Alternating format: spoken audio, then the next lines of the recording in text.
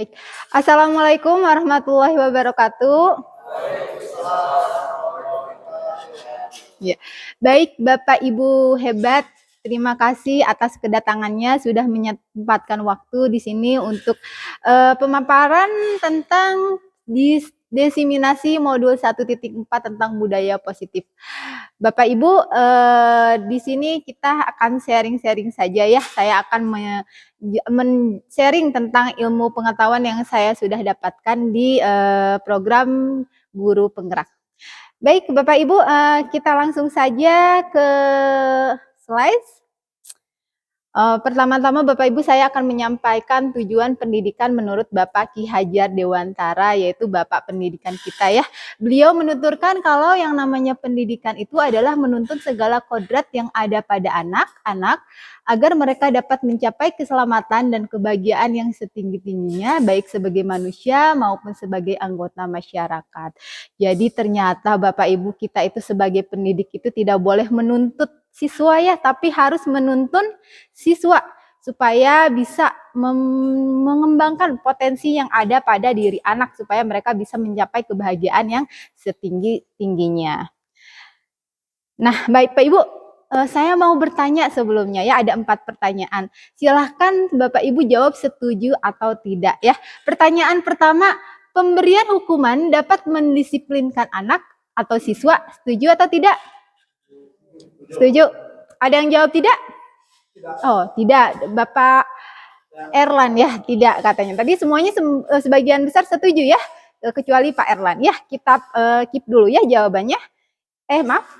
Yang kedua, pemberian hadiah meningkatkan prestasi siswa, setuju apa tidak? Setuju. Setuju semua? Ada yang tidak setuju? Ya, setuju semua. Yang ketiga, guru harus mampu memberikan solusi untuk setiap siswa yang bermasalah. Setuju atau tidak? Ya, setuju ya, yang baik. Selanjutnya, guru berperan sebagai teman bagi siswa. Setuju atau tidak? Setuju.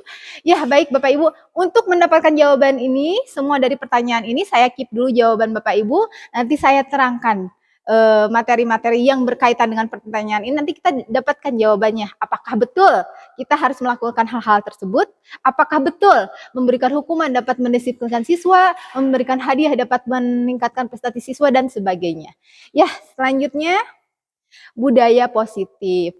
Mau bertanya Bapak Ibu mengenai budaya positif, apa sih yang ada di pikiran atau di benak Bapak Ibu mengenai kata budaya positif? Mangga? Dengan Pak Erlan. Mohon maaf mic-nya. Bagaimana Pak? Apa itu budaya positif? Ya, menurut saya budaya positif itu adalah budaya yang perilaku baik yang diterapkan di lingkungan sekolah, baik oleh para guru maupun para peserta didik yang ada di lingkungan sekolah tersebut, merupakan cerminan dari budaya positif. Contoh misalnya anak datang ke sekolah tepat waktu dan mematuhi peraturan yang ada di sekolah tersebut. Mungkin itu yang termasuk bagian dari budaya positif yang saya pahami. Oh iya, terima kasih Pak Arlan. Sama-sama. Ada lagi yang ingin menambahkan? Tidak ada? Ibu? Boleh, mangga. Baik Ibu, menurut saya kalau budaya positif itu adalah perilaku, tingkah laku, atau pembiasaan positif yang harus dilakukan baik guru ataupun siswa di sekolah. Nah, selain itu pembiasaan positif juga bisa saja kita lakukan bersama, bukan hanya oleh guru ataupun siswa, tapi bahkan semua warga yang ada di sekolah. Iya. Gitu. Terima kasih Bu Meti ya. Bu Sumi, terima kasih Bu Sumi. Ya, terima kasih pendapatnya atas Bu Sumi dan Pak Erlan. Ada lagi yang mau menambahkan? Tidak cukup ya. Baik, slide selanjutnya mengenai budaya positif adalah suatu lingkungan positif yang terdiri dari warga sekolah yang saling mendukung, saling belajar, saling bekerja sama sehingga tercipta kebiasaan-kebiasaan baik.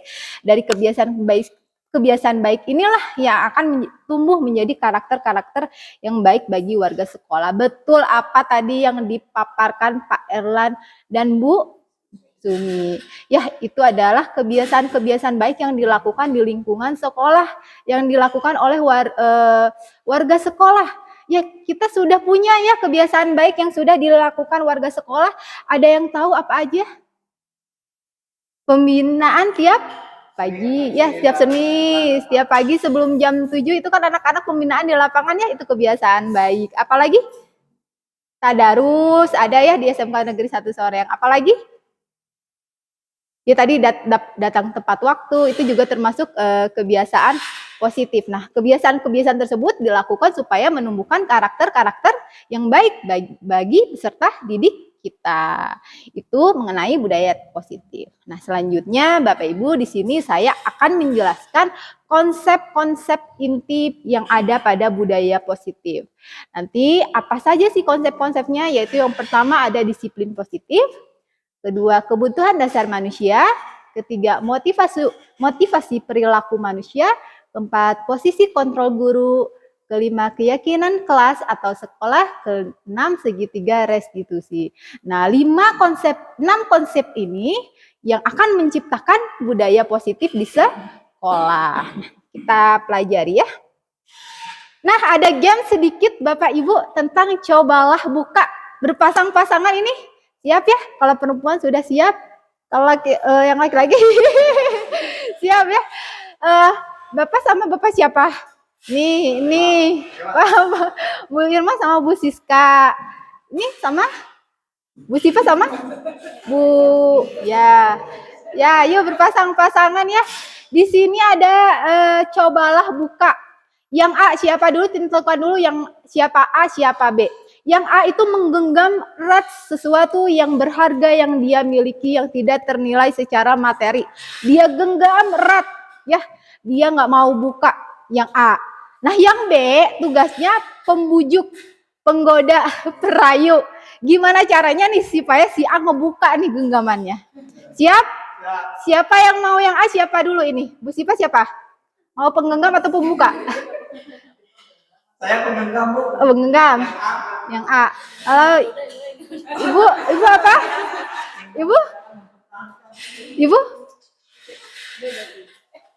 Oh, ini A. Oh, ini gini A, ini B ya? Ya A, ini B. Kalau bapak-bapak gimana? Bapak A, ini B. A sama kepenya A. Iya, Pak. Ya, B aja ya. B.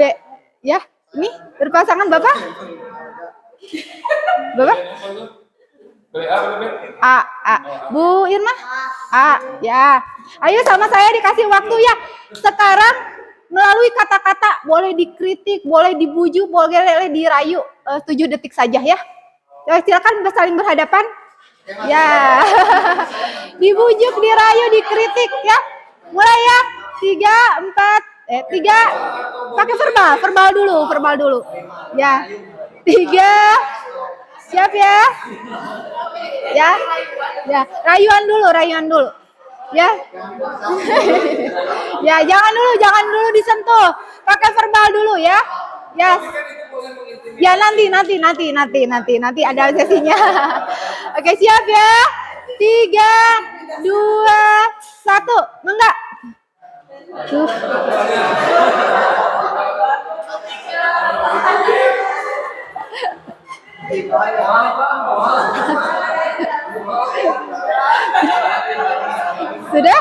Sudah ya Bapak Ibu? Ya. Udah Bapak Ibu, mohon perhatiannya. Ya, sudah ya? Sudah dirayu rekannya? Ada yang berhasil membuka? Tidak ada. Sekarang disentuh, boleh dikitik-kitik, boleh dipaksa, boleh gimana caranya itu dibuka si A. Mulai ya, 10 detik ya. 3, 2, 1, mangga.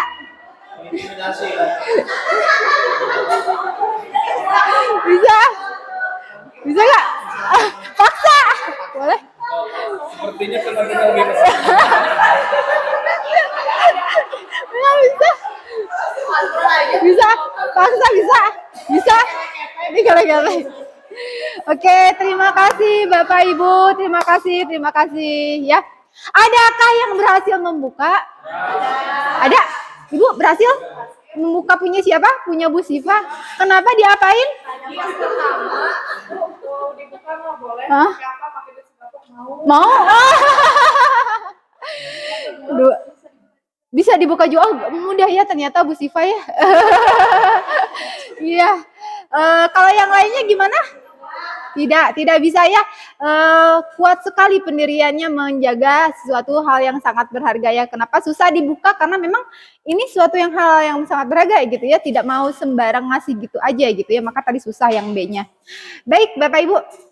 Nah, melalui games tadi itu ya Bapak Ibu, si A kita anggap kita anggap murid ya. Kita anggap murid, dia punya kontrol sendiri. Nah, si B, si pembujuk, si pengganggu tadi kita anggap guru yang membujuk, yang merayu gitu. Nah, apakah si murid tersebut bisa dirayu atau bisa dibujuk tadi? Sebagian besar tidak ya, sebagian besar tidak, karena memang si A mempertahankan keyakinannya dia untuk tidak membuka tangannya. Nah, begitu pula dengan murid Bapak Ibu. Kalau murid tersebut punya motivasi intrinsik yang sangat kuat, walaupun kita suruh apapun tidak bisa mengontrol murid. Kita tuh tidak punya kuasa ya. Nah, terkait dengan teori kontrol, ini ada miskonsepsi tentang teori kontrol yang harus kita pahami, yaitu yang pertama, ilusi guru mengontrol murid. Kita tidak bisa sepenuhnya mengontrol murid ya, seperti yang tadi kita paksa-paksa kita coba buka itu tidak bisa ya. Yang kedua, ilusi bahwa semua penguatan positif efektif dan bermanfaat. Walaupun tadi sudah ada yang memberikan penguatan positif, ayolah buka, kalau enggak sama saya nanti kasih uang 100 juta contohnya. Tetap tidak bisa kalau seandainya motivasi si muridnya tidak mau, ya sudah tidak bisa gitu ya. Nah, yang ketiga, ilusi bahwa kritik membuat orang merasa bersalah dapat menguatkan karakter. Ini juga salah ya Bapak Ibu, tidak bisa yang namanya kritik atau membuat rasa bersalah itu bisa menguatkan karakter anak, itu tidak bisa ya. Dan terakhir, ilusi bahwa orang dewasa memiliki hak untuk memaksa. Nah, tadi ada dipaksakan ya. Ya, tidak bisa ya kebanyakan. Ya, itu seperti halnya dengan anak didik murid kita juga tidak bisa dipaksa ya. Baik, selanjutnya bagaimana cara mengubahnya, yaitu kita harus mengubah paradigma berpikir dari stimulus respon ke teori kontrol. Nah, di sini kita harus paham dari realitas kebutuhan kita sama. Ternyata realitas kebutuhan murid itu sama. Kita harus rubah menjadi realitas kebutuhan murid itu berbeda. Ya, jangankan murid, kita juga pasti mempunyai realitas kebutuhan yang berbeda. Lalu selanjutnya, semua orang melihat yang sama. Itu salah Bapak Ibu. Ternyata kita harus ganti, yaitu setiap orang memiliki gambaran yang berbeda. Begitu pula dengan anak didik kita ya. Mereka mempunyai pandangan yang berbeda. Yang tiga, mencoba mengubah orang agar berpandangan sama dengan kita. Wah, ini capek yang ada ya. Kalau mencoba mengubah orang agar berpandangan sama dengan kita tuh capek yang ada ya. Padahal sebaiknya apa yang harus kita lakukan, yaitu kita berusaha memahami pandangan orang lain. Kita harus berusaha memahami pandangan tentang siswa kita. Oke, yang keempat, perilaku buruk dilihat sebagai salah satu kesalahan. Nah, ini mungkin yang sering ini saya juga masih belajar ya. Maksudnya seperti apa? Maksudnya kalau ada siswa yang berperilaku buruk atau melanggar aturan, saya sudah mencap anak tersebut melakukan suatu kesalahan. Padahal tidak ya. Padahal semua perilaku memiliki tujuan. Jadi kita harus tahu dulu nih. Semisal nih ada siswa datang terlambat, ucuk-ucuk datang terlambat, oh anak ini salah. Kita tidak bisa seperti itu. Kita harus tahu dulu ini kenapa si anak itu datang terlambat. Siapa tahu mungkin dia mengalami kecelakaan atau mungkin dia bergadang membantu merawat orang tuanya, kan kita tidak tahu. Ya, jadi kita harus tahu dulu yang namanya semua perilaku itu pasti anak tersebut melakukan hal tersebut itu melakukan kesalahan pasti ada tujuannya. Baik, selanjutnya orang lain bisa mengontrol saya, kita tidak bisa ya tadi ya. Yang hanya diri kita saja yang bisa mengontrol diri. Terus saya bisa mengontrol orang lain. Nah, pemikiran tersebut sudah harus dihilangkan. Bisa Kak mengontrol orang lain? Tidak bisa ya. Begitupun dengan murid, kita juga tidak bisa mengontrol murid ya. Hanya Anda tidak bisa dikontrol orang lain. Begitupun dengan murid juga tidak bisa dikontrol dengan orang lain. Pemaksaan pada saat bujukan gagal. Maksudnya seperti apa? Meskipun ada siswa nih ya yang terlambat. Contohnya kita memaksa siswa melakukan sesuatu gitu ya. Contohnya tulis di buku gitu. Tapi kalau dianya tidak mau, akhirnya kita cuma berujung paksaan. Dan kalau seandainya contohnya jangan datang terlambat, kalau nggak jangan bolos di jam pembelajaran gitu ya. Kalau anaknya tidak mau ya sudah, berarti anak tersebut bakal bolos terus walaupun seandainya nanti akhirnya kita hanya memaksa siswa tersebut hanya berupa paksaan saja gitu. Nanti kalau ada kesempatan lagi siswa tersebut melakukan hal yang negatif, berarti dia akan dilakukan lagi gitu. Kalau tidak ada motivasi intrinsik yang baik di dalam dirinya ya. Nah, apa yang harus kita lakukan yaitu kalau seandainya ada siswa yang melanggar yaitu berkolaborasi, bekerja sama dengan siswa dan konsensus menciptakan pilihan-pilihan baru. Jadi dikasih pendekatan dulu siswanya, diajak kolaborasi kenapa datang terlambat, kenapa bolos sekolah. Nah, habis itu nanti kita kasih solusi ya. Yang terakhir model berpikir menang kalah. Kalau ada siswa yang melanggar ya sudah, kalau kita memberikan hukuman, kita menang, siswa kalah. Siswa menjalankan hukuman berarti siswa kalah. Itu sudah tidak boleh di dunia pendidikan, tapi harus diganti model berpikir menang-menang. Maksudnya seperti apa? Kalau ada siswa yang melanggar, kita melakukan pendekatan, memberikan solusi, siswa diajak bagaimana untuk bertanggung jawab terhadap kesalahan yang dia lakukan. Baik, selanjutnya disiplin positif. Apa yang terbayang Bapak Ibu mengenai kata disiplin positif? Ada yang tahu? Oh iya Pak Herlan lagi, mangga Pak. Baik, terkait dengan disiplin positif itu adalah merupakan sebuah konsensus atau aturan yang mengarah kepada sebuah kebaikan. Itu yang menciptakan keharmonisan, kolaborasi, loyalitas dan lain sebagainya. Itu menurut saya terkait dengan disiplin positif. Oh ya, baik, terima kasih Bapak. Sama-sama. Ada lagi yang mau menambahkan? Bu Anggi? Enggak. Menurut saya disiplin positif itu kebiasaan baik yang bagaimana caranya mendisiplinkan diri sendiri. Oh, Jadi tanpa ada paksaan dari orang lain. ya betul ya apa yang diutarakan Pak Herlan sama Bu Anggi ya. Bagaimana caranya kita melakukan kebiasaan-kebiasaan baik tanpa ada paksaan dari orang lain, tanpa ada hukuman, tanpa ada reward, tanpa ada ancaman ya. Sebenarnya kata disiplin itu dari kata disiplinnya yang artinya belajar ya Bapak Ibu, dimulai dari diri yang memiliki tanggung jawab terhadap apa yang dilakukan berdasarkan nilai-nilai yang kita yakini. Nah, betul seperti yang Bapak Erlana utarakan tadi, berdisiplin positif merupakan salah satu penerapan disiplin yang bertujuan untuk menumbuhkan kesadaran serta memberdayakan peserta didik tanpa imbalan, penghargaan atau reward, ancaman atau hukuman. Nah, di sini tugas kita ya sebagai pendidik Bapak Ibu untuk menciptakan peserta didik yang memiliki rasa disiplin positif yang mengacu kepada nilai-nilai kebajikan. Apa aja sih nilai-nilai kebajikan itu? Nilai-nilai kebajikan itu nilai yang disepakati bersama terlepas dari suku, bangsa, agama, budaya, dan bahasa. Seperti contohnya profil pelajar Pancasila. Ini merupakan salah satu contoh nilai-nilai kebajikan. Nilai-nilai profil pelajar Pancasila yang pertama adalah beriman dan bertakwa kepada Tuhan Yang Maha Esa dan berakhlak mulia. Nah, ini diharapkan siswa kita memiliki nilai-nilai kebajikan profil Pancasila ya. Yang pertama, kenapa? Beriman dan bertakwa yang seperti kita tahu ya, kalau seandainya siswa kalau sudah takut pada Tuhan, kan jangan siswa ya, kita saja kalau sudah takut taat sama Tuhan kita, insya Allah kesananya kita akan melakukan kebaikan dengan sendirinya. Yang kedua, berakhlak mulia. Nah, maksud di sini adalah adab itu yang utama ya. Adab itu di atasnya ilmu. Istilahnya kan yang namanya pendidikan itu tidak hanya mentransfer ilmu ya Bapak Ibu, tapi juga perlu ditanamkan nilai-nilai kebajikan. Salah satunya akhlak mulia, karakter. Nah, ini termasuk salah satu nilai-nilai kebajikan. Yang kedua adalah berkebinekaan global. Nah, yang maksudnya berkebinekaan global di sini diharapkan siswa kita memiliki rasa toleransi terhadap keberagaman, perbedaan suku, bangsa, budaya, dan agama. Nah, selanjutnya mandiri. Nah, diharapkan siswa-siswa kita tuh mandiri terhadap hasil pembelajarannya yang mereka capai. Dan juga bergotong royong. Nah, bergotong royong Bapak Ibu maksudnya di sini bukan hanya bergotong royong menjaga lingkungan saja ya, tapi kolaborasi yang baik antar sesama siswa dan guru dan antar sesama siswa dengan warga sekolah lainnya.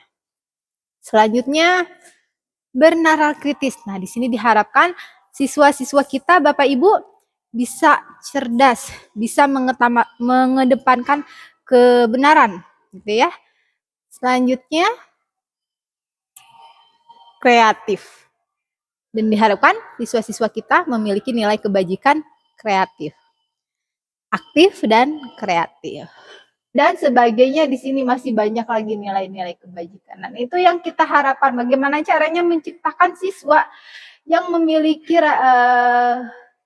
sikap disiplin positif yang mengacu pada nilai-nilai kebajikan. Baik. Nah, ada kebutuhan dasar manusia. Bapak Ibu jangankan siswa ya. Kita saja mempunyai kebutuhan dasar manusia.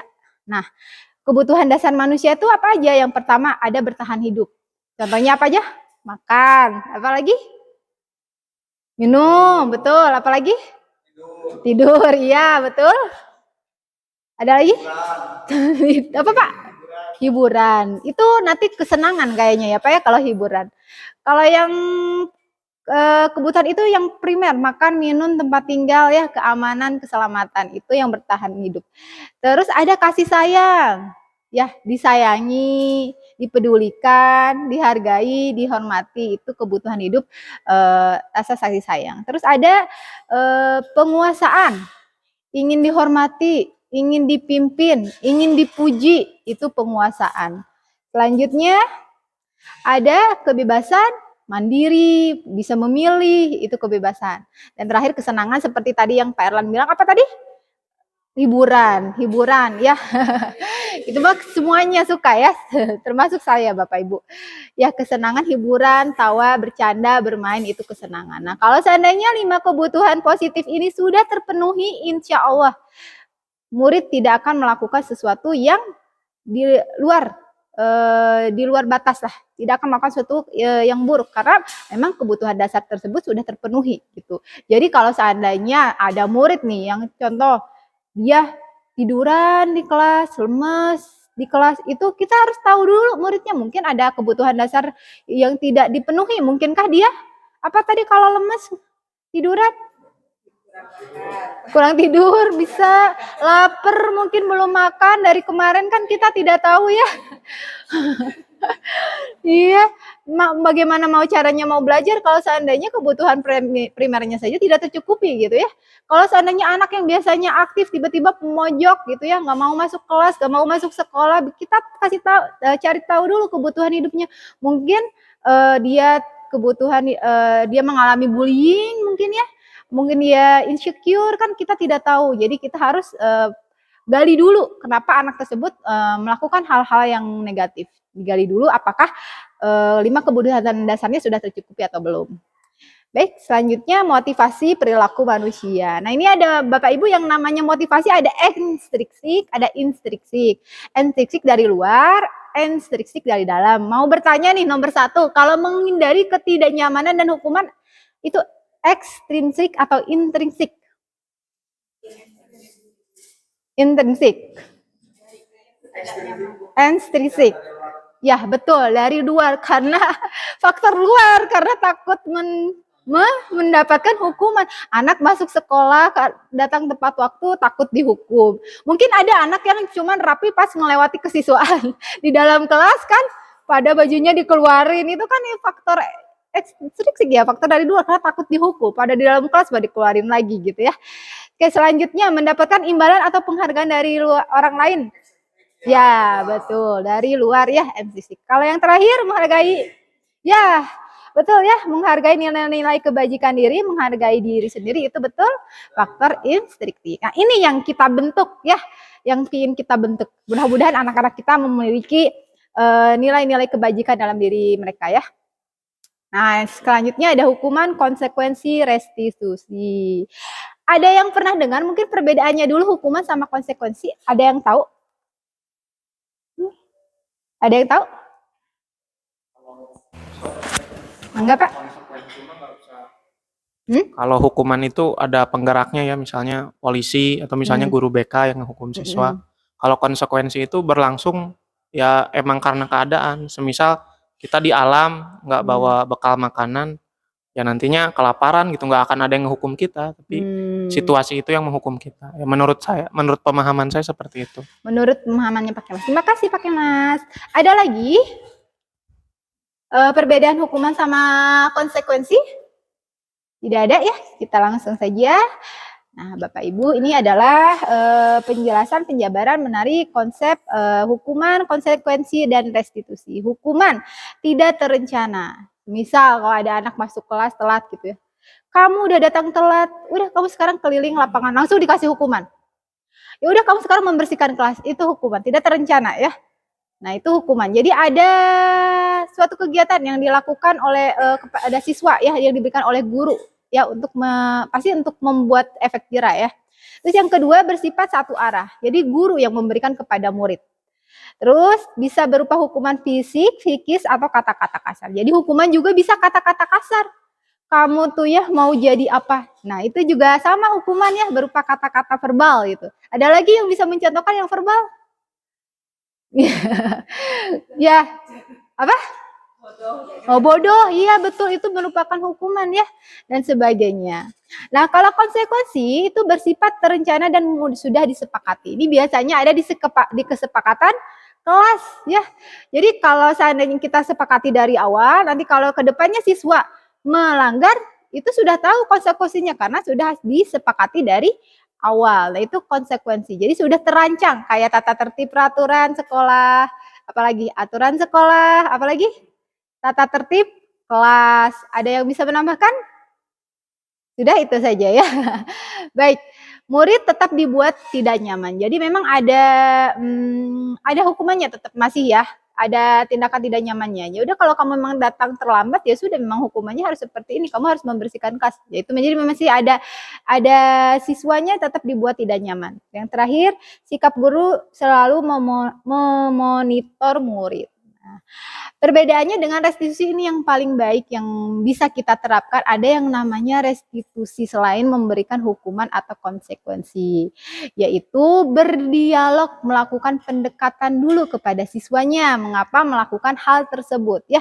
Pertama yaitu proses menciptakan kondisi bagi murid untuk memperbaiki kesalahan. Nah, di restitusi ini gimana caranya si murid tersebut selain melakukan kesalahan juga nanti ke depannya dia memperbaiki supaya tidak melakukan kesalahan lagi. Dua, proses kolaborasi untuk mengajarkan siswa mencari solusi sendiri. Nanti di sini siswa diajarkan supaya, nih nanti kamu ke depannya gimana kalau seandainya kamu seperti ini, supaya kamu tidak datang terlambat, kamu mau seperti apa. Jadi nanti siswanya mencari solusinya. Itu restitusi. Nah, baik Bapak Ibu, selanjutnya saya akan menjelaskan konsep disiplin pendekatan restitusi. Ciri-ciri dari restitusi. Nah, tadi kan ada hukuman, konsekuensi, dan restitusi. Nah, di sini saya akan menjelaskan lebih rinci ciri-ciri restitusi ya. Yang pertama, restitusi bukan untuk menembus kesalahan, namun bagaimana memaknai kesalahan sebagai suatu pembelajaran. Jadi di sini kita meyakinkan siswa, kalau siswa itu berbuat salah, bahwa memang tidak apa-apa melakukan kesalahan, karena yang namanya kesalahan itu merupakan suatu proses pembelajaran. Dan yang terpenting adalah bagaimana siswa tersebut mau memperbaiki atau mau melakukan perbaikan dari tindakan kesalahan yang sudah siswa tersebut buat. Nah, yang kedua itu ya adalah restitusi adalah tawaran bukan paksaan. Maksudnya di sini kan biasanya kita memaksa siswa ya Bapak Ibu ya.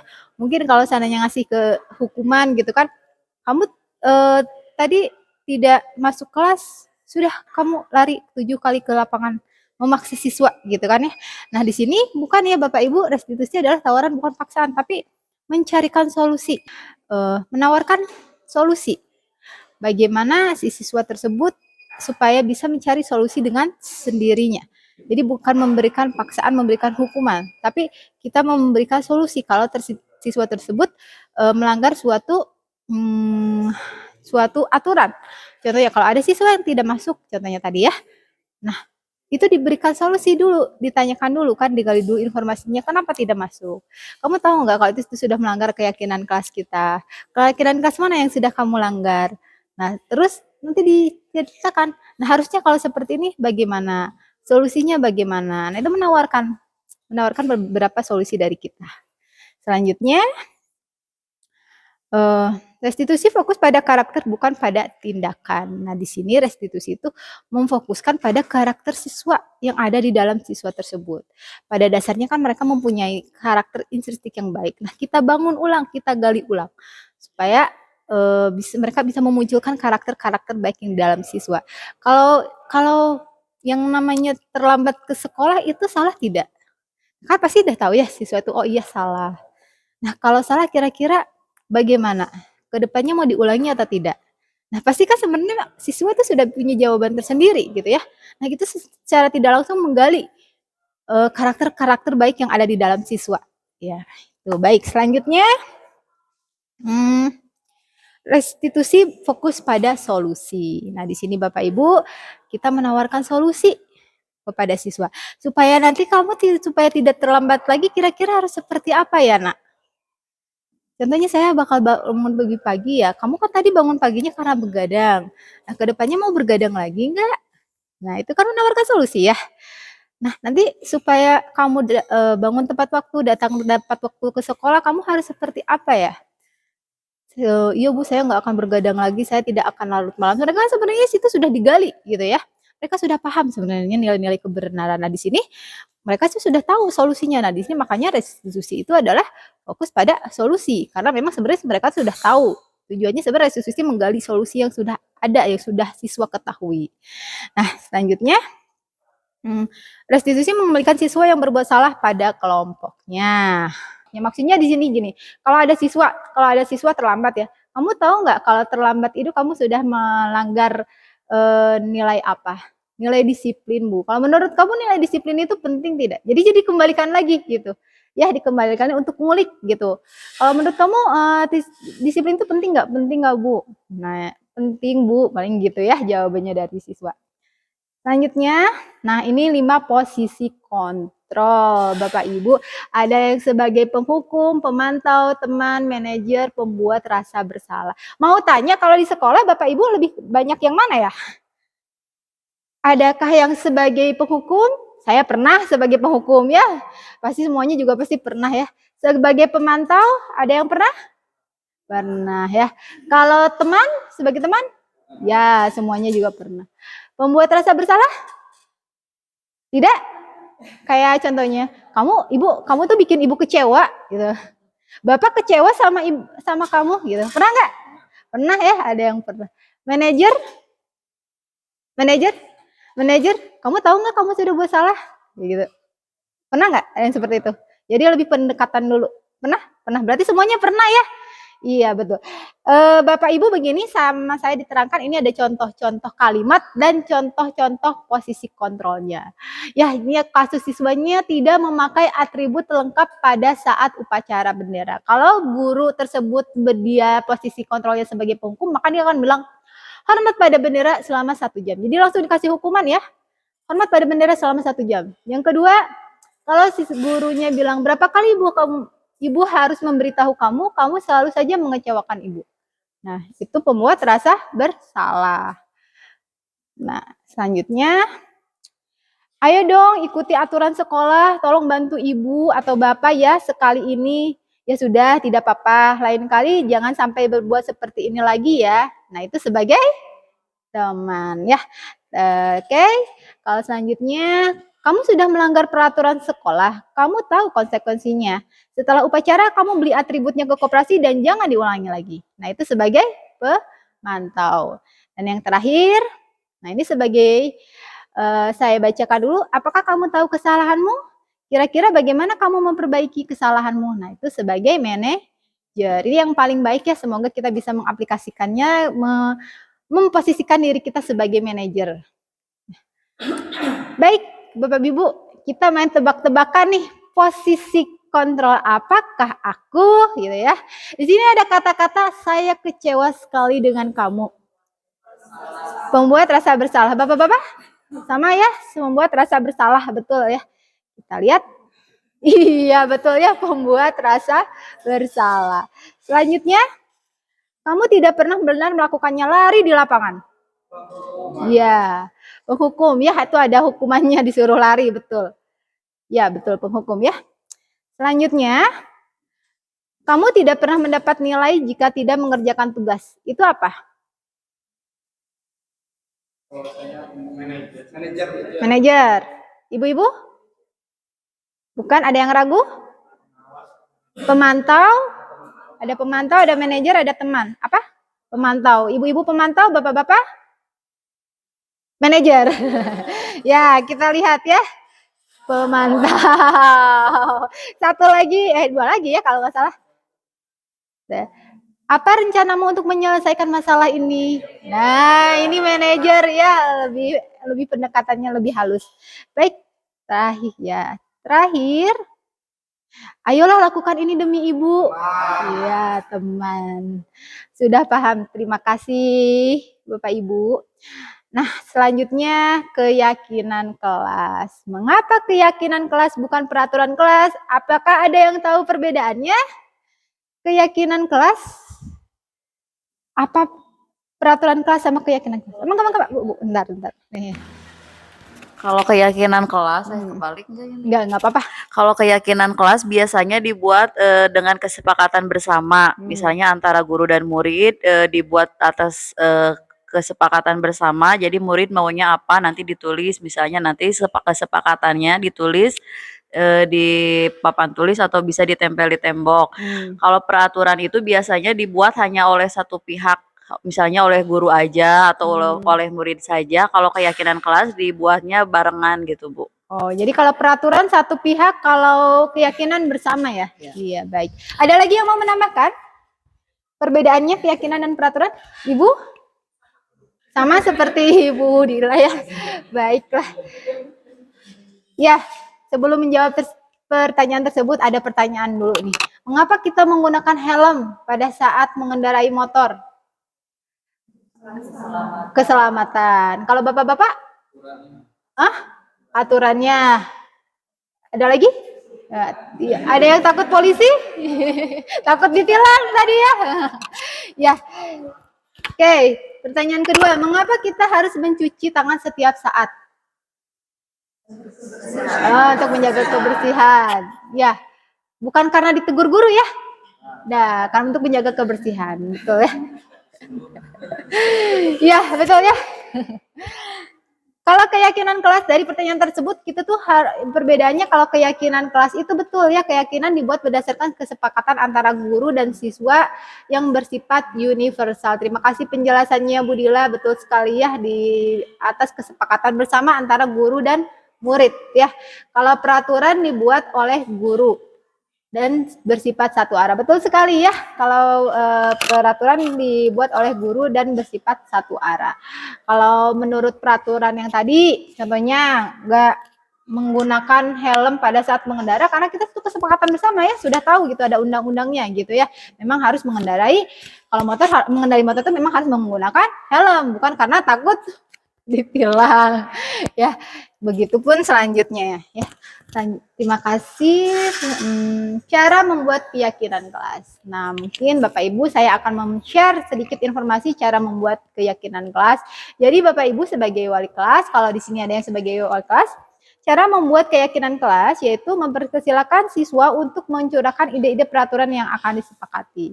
Jadi nanti anak-anak untuk keyakinan kelas kita buat yuk, silahkan mungkin Bapak Ibu bisa membagikan apa tuh yang ditempel-tempel itu kertas sticky note ya bagikan satu-satu ke murid, silahkan contohnya nanti bikin keyakinan kelas yang disepakati mau apa aja nanti kalau di kelas, contohnya mau saling menghargai, kalau tidak mencontek, terus apalagi tidak datang terlambat ke sekolah. Nah, contohnya itu. Nanti mereka suruh mencurahkan ide-ide mereka aja.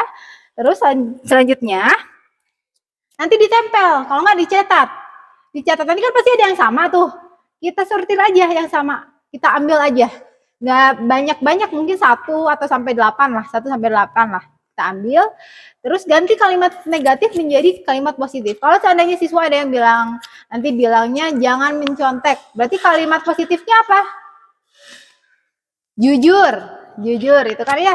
Terus datang tepat waktu, jangan terlambat, berarti datang tepat waktu, atau boleh disiplin gitu, kan itu termasuk ya.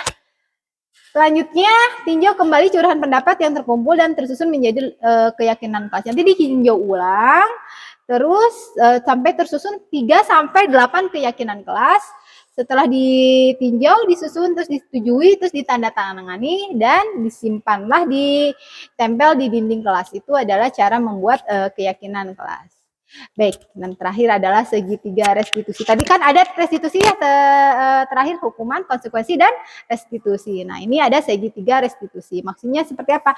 Maksudnya bagaimana sih caranya kita melakukan penyelesaian masalah menggunakan restitusi, yaitu menggunakan segitiga restitusi. Apa itu segitiga restitusi? Yaitu suatu proses dialog yang dijalankan oleh guru agar dapat menghasilkan murid yang mandiri dan bertanggung jawab.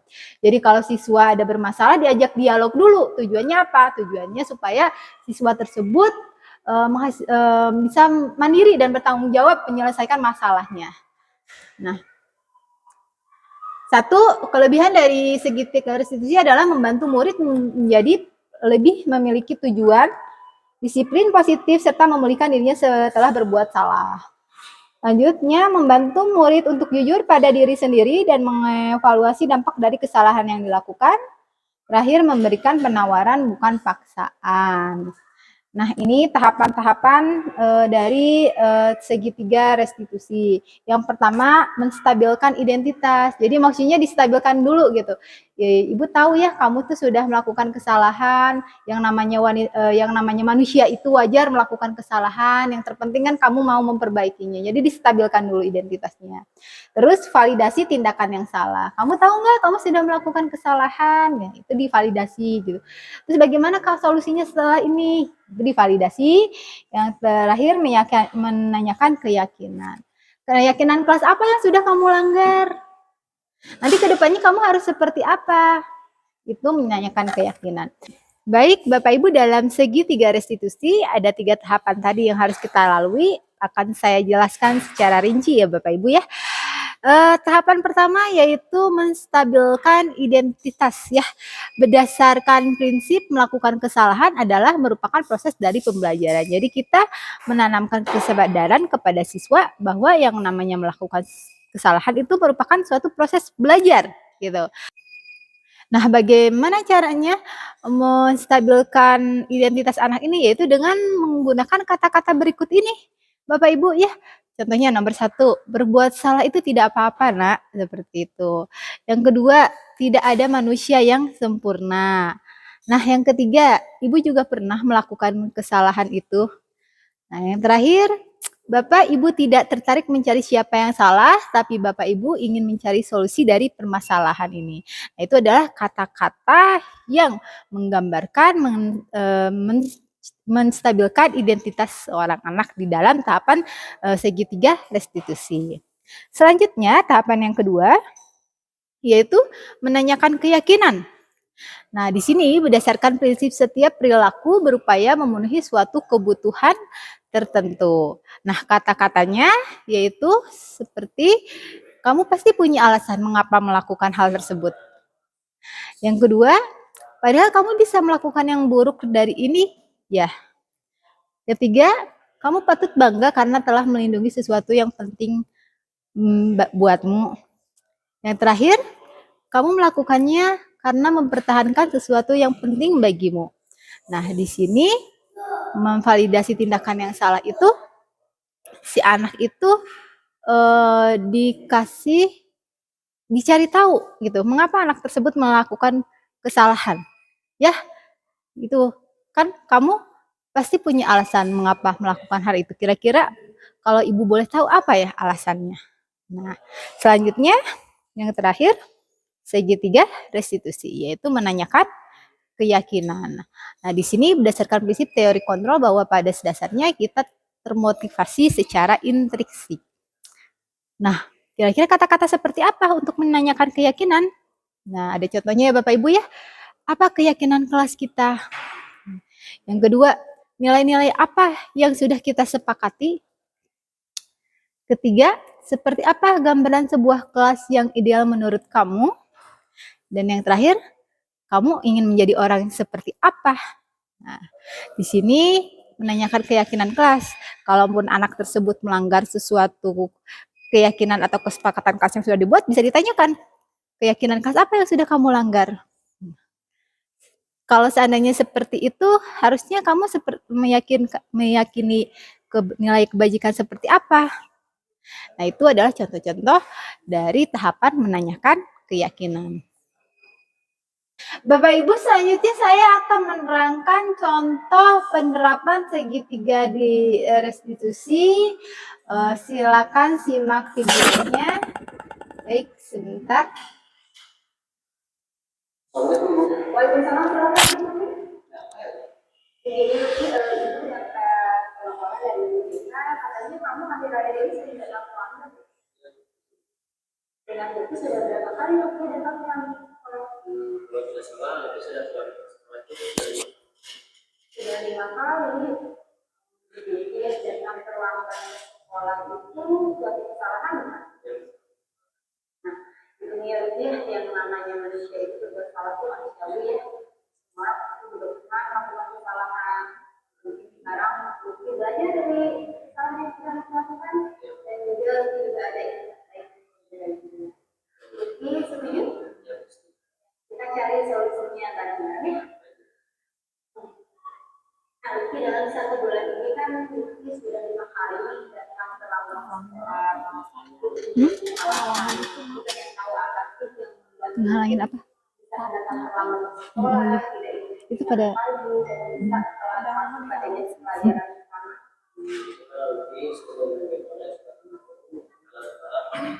Oh, kalau seperti itu, kenapa dengan keyakinan kelas yang sudah kita sepakati? Nah, kalau misalnya Lutfi datang terlambat ke sekolah, itu sudah sesuai dengan kesepakatan kita. Nah, menurut Lutfi itu sudah melanggar keyakinan kelas yang mana? Nah, menurut Lutfi itu tidak.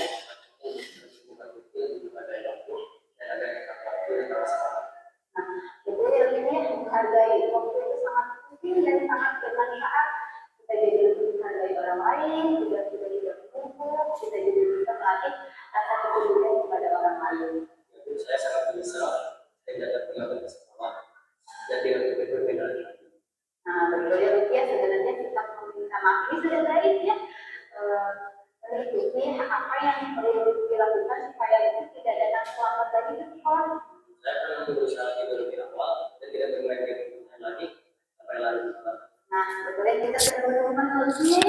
Mungkin nanti setelah ini ibu akan menghubungi orang tua Lutfi dan bekerja sama dengan orang tua Lutfi untuk meningkatkan Lutfi supaya tidak bermain sampai terlalu larut dan bisa bangun lagi. Baik, Lutfi sekarang kan sudah selesai, Lutfi bisa kembali lagi ke kelas. Ya, silakan. Waalaikumsalam. Baik, Bapak Ibu. Masuk. Baik, Bapak Ibu, berikut adalah tadi contoh video penerapan segitiga restitusi. Udah ada yang pernah melakukannya? Sudah? Alhamdulillah, ada? Oh, pernah tapi jarang ya. Iya, mudah-mudahan kedepannya ya kita bisa menerapkan segitiga restitusi ini untuk menangani siswa-siswa kita yang mungkin melanggar atau melakukan hal-hal negatif ya. Memang ini segitiga restitusi ini memang yang paling diutamakan. Semoga guru bisa melakukan pendekatan yang lebih dalam dengan menggali informasi kenapa anak tersebut melakukan kesalahan, terus setelah dicari informasinya, terus tadi ditanya keyakinan kelas mana yang sudah dilanggar, terus nanti dikembalikan lagi ke solusinya juga kepada siswa. Gimana caranya kamu memperbaiki ini supaya tidak terlambat lagi. Nah, sampai terakhir disepakati. Jadi murid juga nyaman, kitanya juga enak gitu setelah melakukan pendekatan. Baik.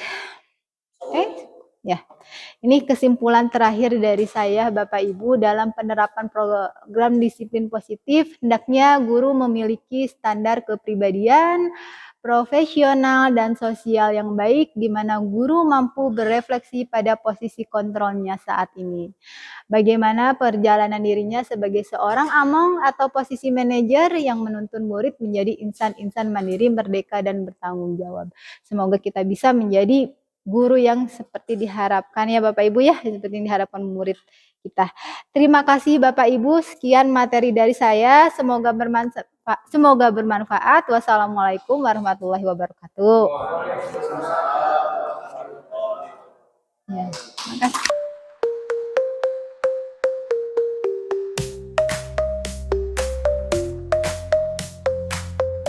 Assalamualaikum warahmatullahi wabarakatuh.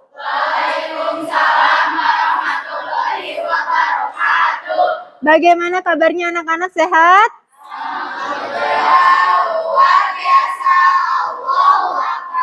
Ya, alhamdulillah kita di sini bisa berkumpul dalam keadaan sehat walafiat ya. Baik anak-anak, untuk hari ini kita akan membuat yang namanya keyakinan kelas. Pernah dengar nggak apa itu keyakinan kelas? Ya. Kalau kesepakatan kelas?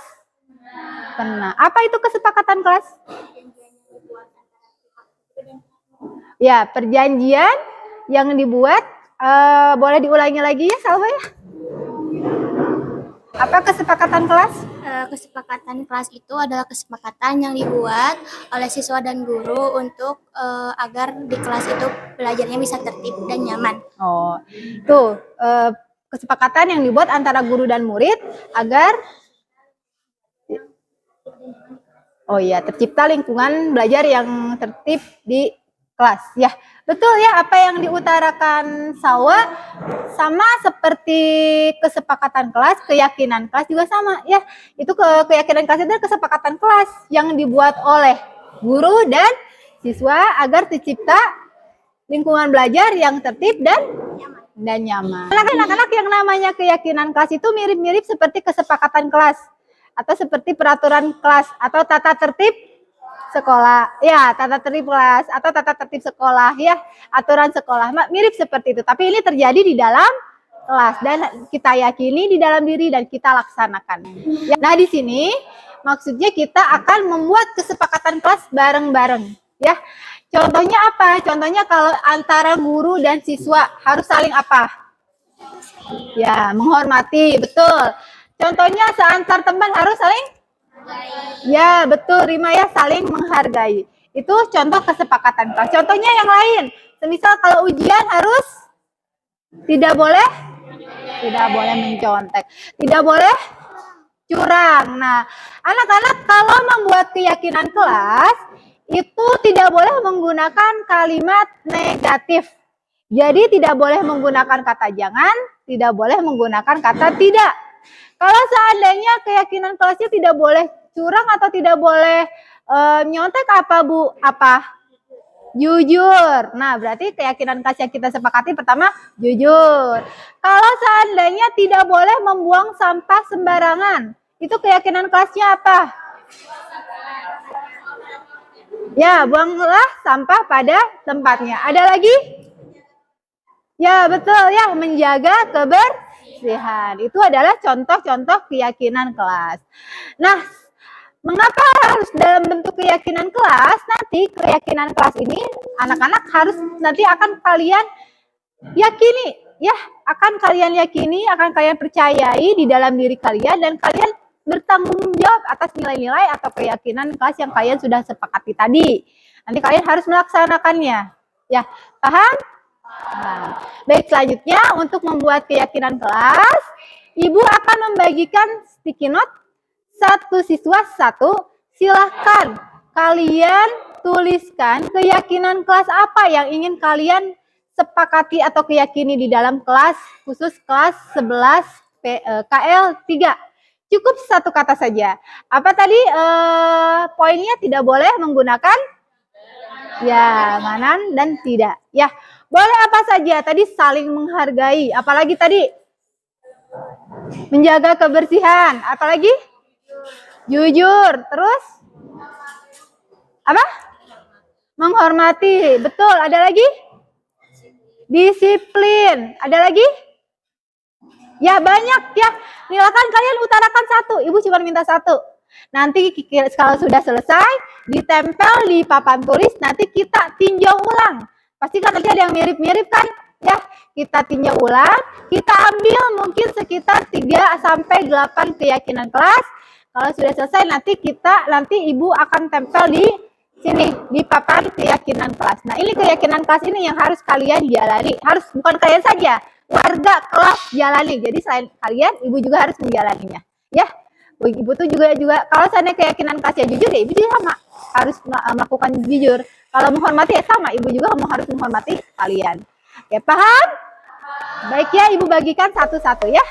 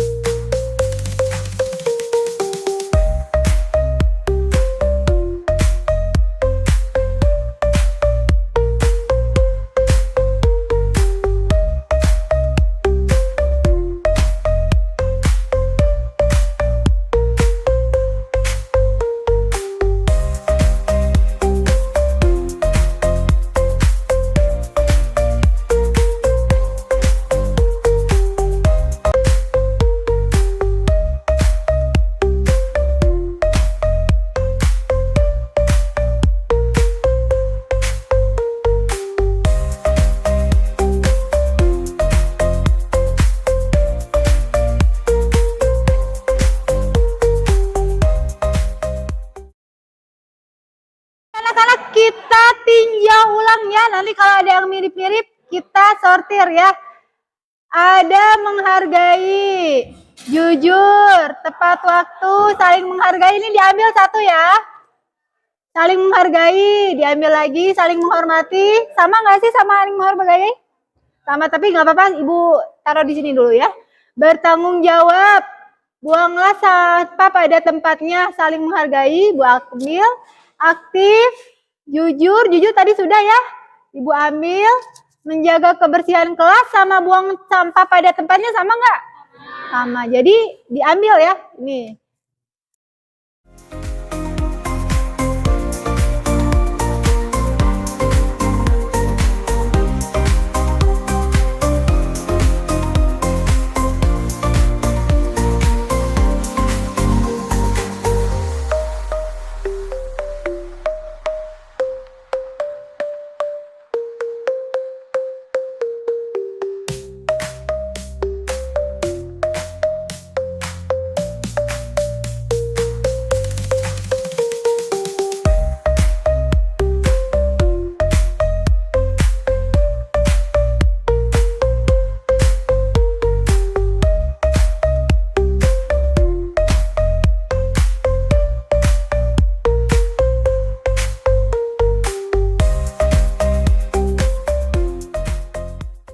Sudah ada 8 keyakinan kelas yang kita sepakati. Kita sepakat ya? Ya. Kita yakini, kita tanggung jawab untuk melaksanakan keyakinan kelas tersebut. Oke? Baik. Karena sudah kita sepakati keyakinan kelas yang sudah kita bentuk, untuk selanjutnya kalian harus menandatangani keyakinan kelas yang sudah kalian sepakati ya. Jadi nanti satu persatu tanda tangan ke depan. Ya, itu aja.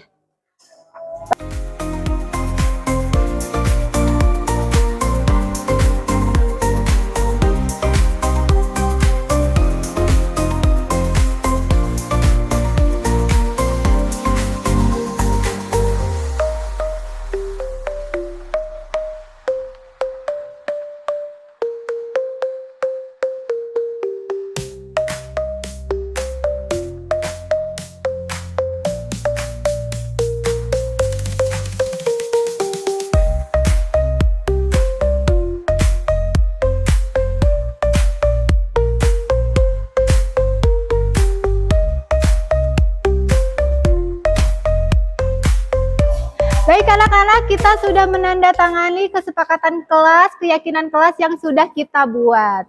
Ibu juga sudah tanda tangan di sini ya sebagai wali kelas. Karena sudah diyakini tentunya kita harus menjalani. Ya, betul sekali ya.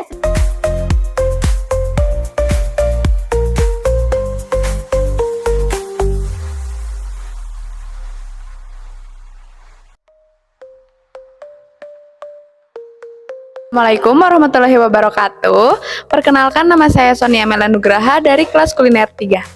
Assalamualaikum warahmatullahi wabarakatuh. Perkenalkan, nama saya Tria Rahmawati dari kelas 11 kuliner 3. Assalamualaikum warahmatullahi wabarakatuh. Nama saya Muhammad Cosi Insan Rohenda dari kelas 11 kuliner 3. Assalamualaikum warahmatullahi wabarakatuh. Izin memperkenalkan diri, nama saya Marno Monandar dari kelas kuliner 3.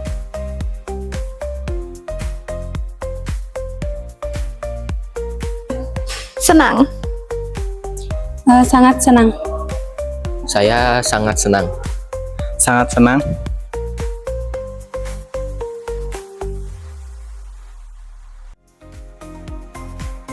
Menurut saya penting.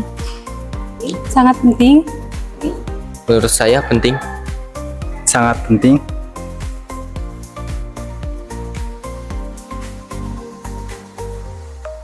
Karena dengan kita membuat keyakinan kelas, kita dapat menumbuhkan rasa tanggung jawab. Karena kita bisa menumbuhkan rasa disiplin. Karena kita bisa menghargai orang lain. Dengan membuat keyakinan kelas, kita bisa berubah menjadi lebih baik.